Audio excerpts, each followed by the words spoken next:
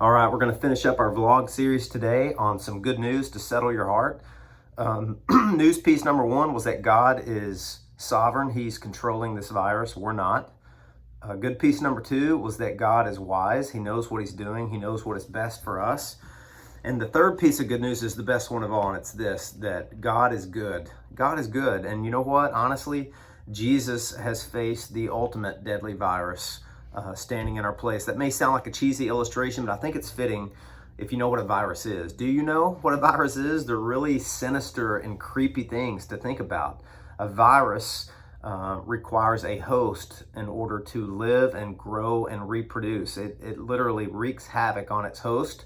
And examples of human deadly viruses would be polio, smallpox, influenza, and even AIDS. Those things grab hold of their host and ultimately lead to death. And when you think about just this virus, the coronavirus, think of how universal its impact is. I read today that it's reached every continent except for Antarctica. It has certainly spread to all 50 states in the US.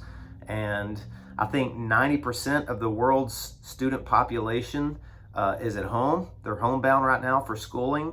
And over a third of the globe is on lockdown. So think how much of an impact this virus has had, how far-reaching it is, how powerfully it has spread. But I would tell you there is a type of virus that's more sinister, it's more deadly, it's impacting more people, and its spread is more universal. And the Bible tells us that it's sin.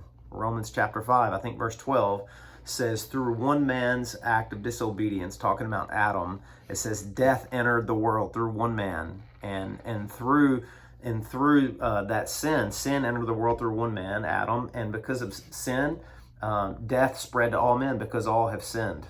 And just think about that for a minute. So we can all wait on a death sentence unless somebody does something about sin. But the good news is somebody did do something. Jesus stood between us and the ultimate deadly virus that the Bible calls sin. He stood in our place. Paul wrote to the Thessalonian church and he said, Jesus delivers us from the wrath of God. Well, how did he do that? Well, he took the punishment that we deserve. Jesus did.